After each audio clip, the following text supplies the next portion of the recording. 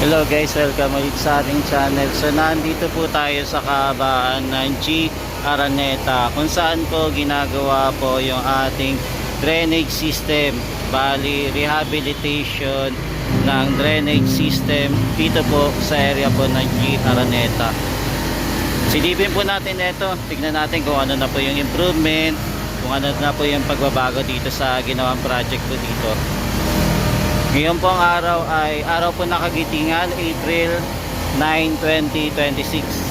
Tara, ito po ulit si JR Doria TV. Ikot po muli tayo at mag-update sa infrastructure na nangyayari dito sa Metro Manila. So tara guys, let's go!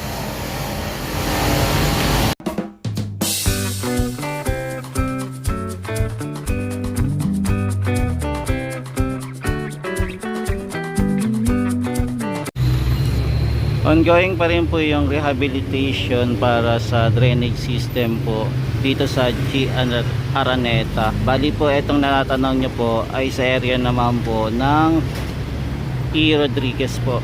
Di bali ito pong ginagawa na drainage system po ay papunta naman po sa San Juan River.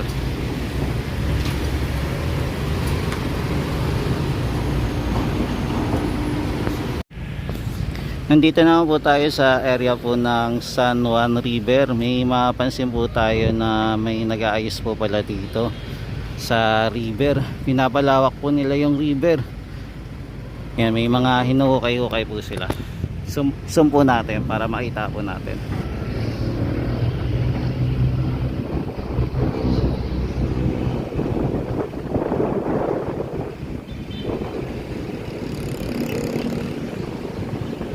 Ayan po, makikita nyo guys yung pangyayari dito sa San Juan River. Bali dito po kasi lalabas po yung tubig na galing po doon sa G Araneta.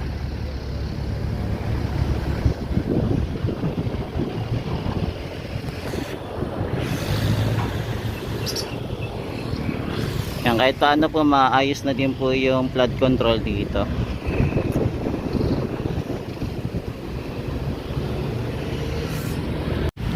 Yan, bali nandito po tayo sa tulay.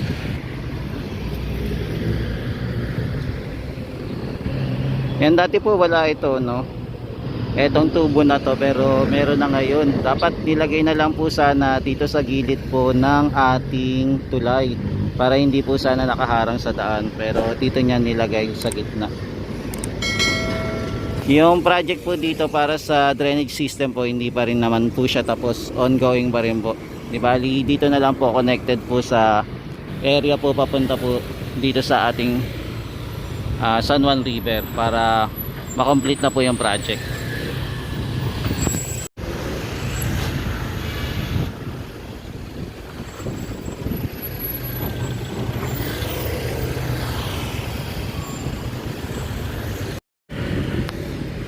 Kaya maging dito din po nag-aayos din po sila ng pile sheet.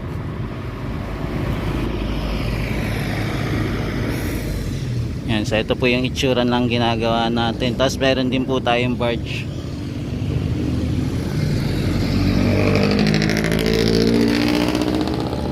Yan, tapos may nakalagay po doon, no, kung ano po yung gagawin. Kaya lang medyo malayo, hindi natin makita.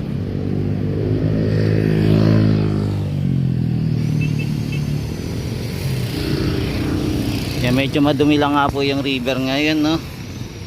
Etong San Juan River po. Yan, mapapansin nyo po may lumulutang din na styro.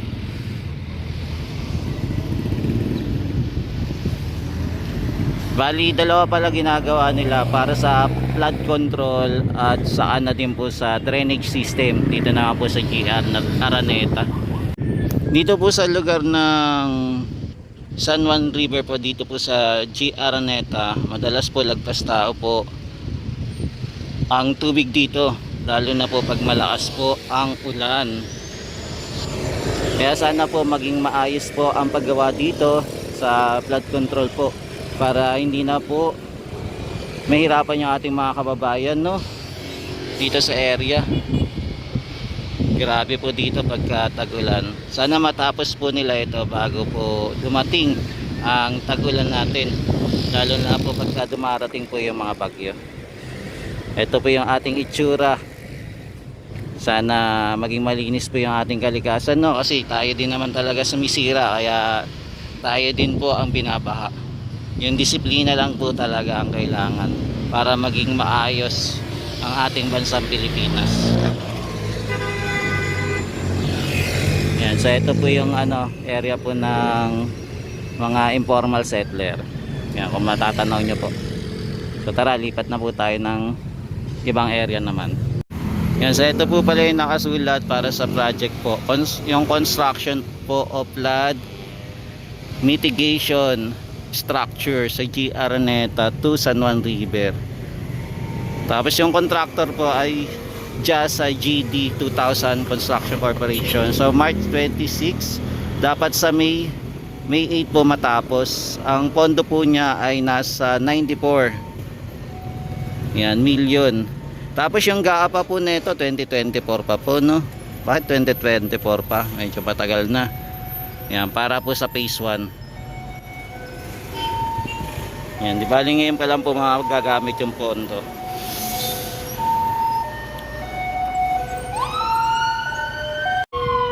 Yan, meron din po pala silang inayos dito sa area.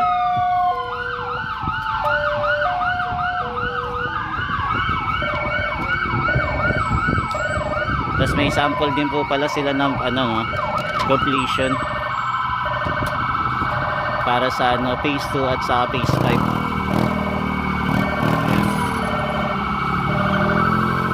May sample po. Di bale, ito palang pangalan niya is Mariblo Bridge. Yan, so ito po yung yung haba niya, kung gaano kahaba. Tapos magkakaroon po ata sila ng dito, no? Pumping station ata to. Ayan, so meron din po pala siyang gagawin. Kaya abangan natin. Ayan, may plan layout pala sila. Yan, dito naman po ay ongoing pa po yung project para ayusin po yung drainage system dito sa area naman po ng E. Rodriguez naman.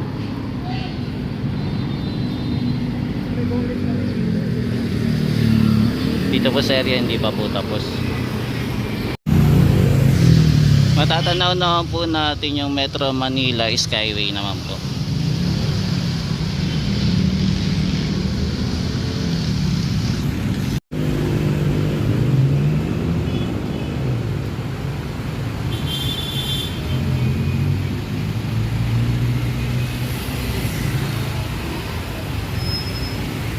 Time check po natin ay 11:29 ng hapon na po.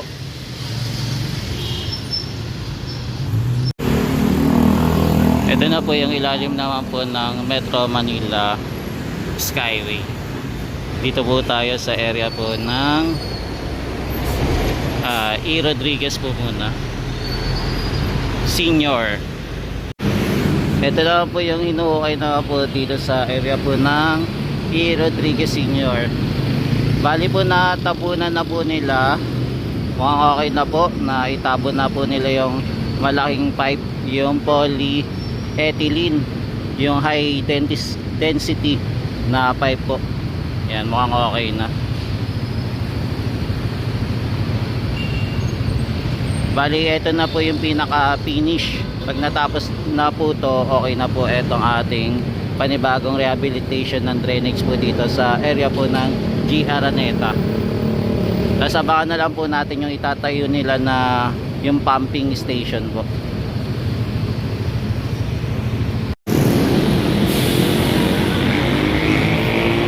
Yan, dito po tuloy-tuloy pa rin ako yung magtatrabaho nila.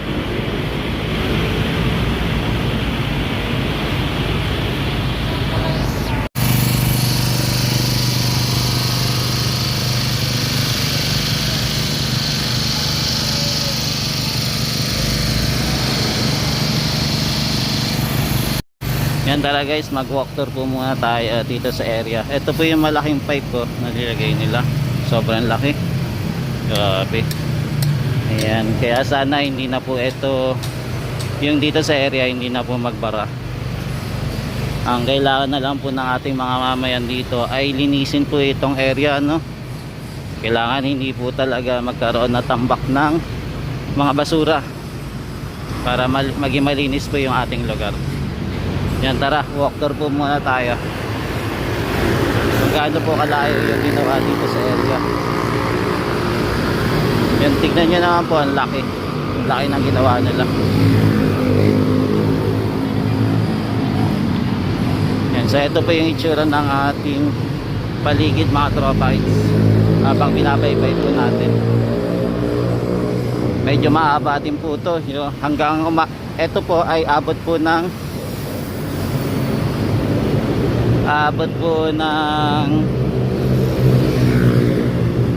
phase 5. Yan, sorry po, babot ng phase 5 po ito.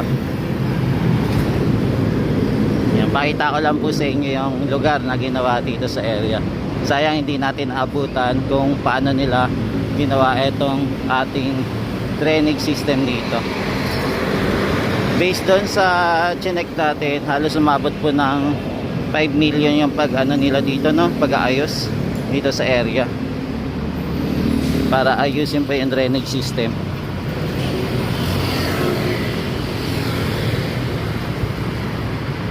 Yan, so ito po.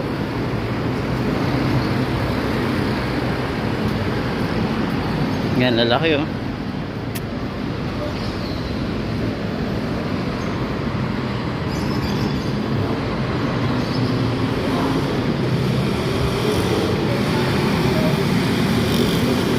Mag-walk tour po muna tayo dito sa G. Araneta para makita lang natin yung project na ginawa dito.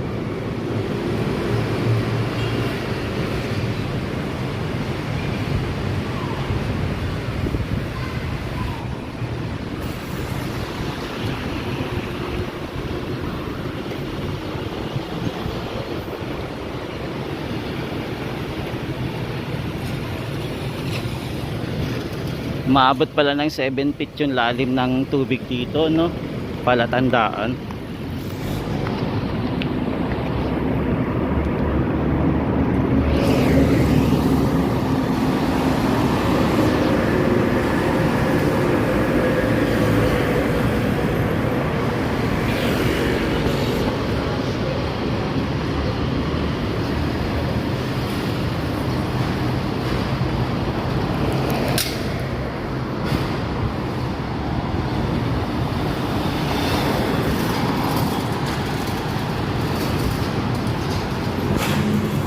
Nga, mahaba-haba rin po yung ginawa nila.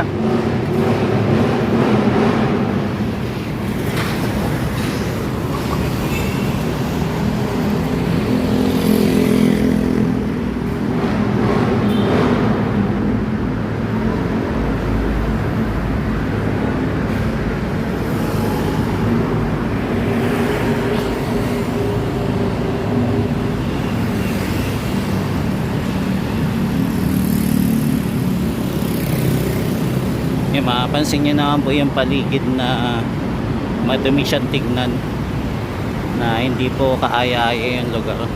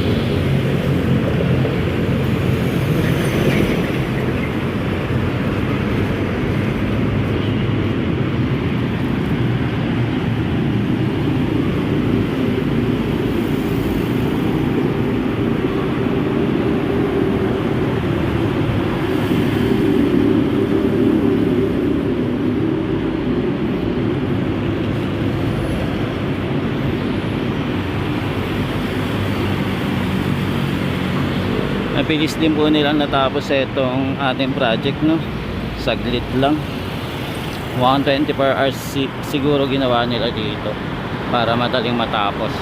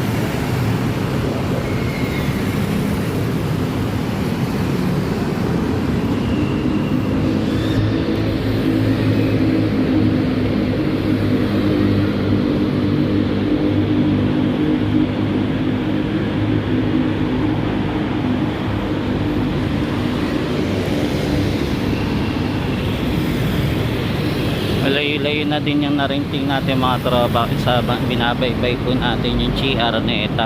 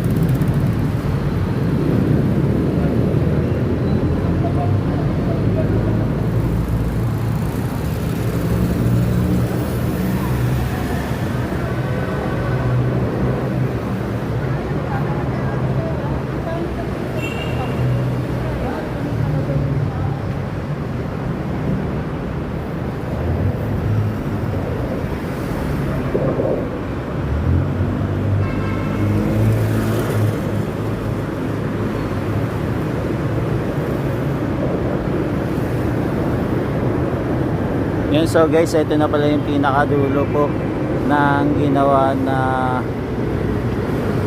rehabilitation ng drainage system dito sa GR Neta.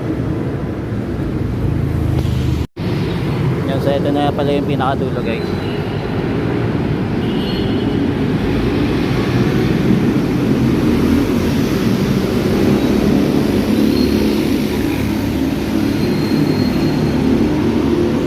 So ito muna yung latest update natin mga tropa sa pag-update natin dito sa area ng GR Neta po para sa rehabilitation po ng drainage system.